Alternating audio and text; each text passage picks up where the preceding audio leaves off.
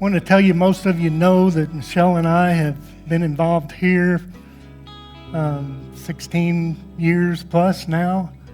But I want you to know that our roots are uptown at High Street. It's where we met and decided to make God the priority of our life and make New McKendree our home. It's where all three of our children were baptized and confirmed. And as of today, we have a grandson, so the next generation in the confirmation class this year. So our roots are there, and we started there and got interested in small groups and Bible studies, and I got in with a group of guys that just lit me up and put me on fire for Jesus. And from there, I got involved with the leadership of the church and said, man, how can I get plugged in here? What can I do? And went to a new class out at a new membership class. Michelle and I and some other couples went out there. And one of the first questions they asked, and lucky for me, I was about the third in line to respond, because he asked, what are your spiritual gifts? I thought, wow, I'm glad I had a heads up, because I didn't know what a spiritual gift was. So I remember responding saying, you know, it's not likely that I'm going to lead a Bible study, and I'm certainly not going to be singing in the choir. But I know a little bit about construction and electrical and plumbing and that sort of thing, and maybe I can get plugged in there. And they were anxious to hear that and put me to work right away on a beautiful old building that was deteriorating around us. All sorts of issues, and learned my way through all the problems they had with the elevator and the boilers and the paint and the ceilings and things that are still exist today. And years of trying to stay up with the old building, it just really got frustrating and to a certain amount overwhelming for all of us to stay up with this building. So we did what Methodists usually do, and that's we formed a committee. And we actually called it the Stay or Go Committee. We divided into groups, and we studied about what's it going to take to stay here at this old church and stay up with it, what all the needs are. And the other part of the group was tasked with finding a property and going and starting over. And as these meetings went on, our pastor at the time, Pastor John, takes a bike trip to Sedalia from St. Louis on the Katy Trail, and he rides his bike all the way to Sedalia and happens to run into the Methodist preacher, and he gave Pastor John a tour of their facilities. And Pastor John came back to our meeting and said, you're not going to believe this, but maybe there's a way that we can stay and go. And we all looked at him like, wow, how are we going to do that? And from there, a group of us got together and said, well, we got to see what he saw and what he found in Sedalia. So a group of us get together and we go and we meet the pastor, and he takes us into this old church, which was downtown or uptown Sedalia, whichever. And our jaws like hit the floor. We walk up the stairway, go through the doors, and here's this bright red carpet. Here's the stained glass windows around the sanctuary. Here's a balcony that wraps around the sanctuary. And it was scary. It was eerie. It's like the Methodists back in the day took that building and set it uptown Jackson. It was just spooky. And then we went on the outskirts of town, and we see this newer building.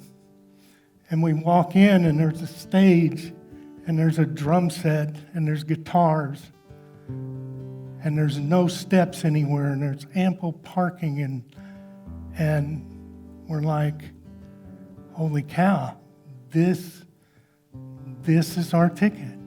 This is our vision and our mission. Come back to the committee and we start figuring out how do we make this happen. And we had some money, and the first thing we had to do was go uptown and make some immediate upgrades to the old building. We put in central heat and air to the Sunday classrooms. We did all new electrical panels, and we put new windows in the building and did all the necessary things to get further into the future, and then borrowed some money, come down here, we buy 60 acres, we meet with everybody for about a 2-year period to try to design what we need and how we can make this happen, and we present it to the church uptown. And several meetings of all the discussions, and Uptown Church got behind this and said, we will support this. And we raised money like we're talking about raising today. And the end of the story, October 2005, we have our first service, and here we are today. That's how it all happened. So it was our brothers and sisters uptown that got behind this unanimously in a vote to come out here and start this. And as we talk, one of the missions that I've recently got into, which has been so fulfilling to me, but got to be a part of the Breaking Bonds ministry. My posse over here and scattered out. And what we talk about at Breaking Bonds is how life is a team sport. And none of us can get much done by ourselves. None is more apparent than the program that they're in. They've all had struggles and struggled with addiction and can't beat it by themselves. But as a team, they hold each other up and they make this possible, and they have graduations after 7 months. And it's like, that's what it's all about, being a team. And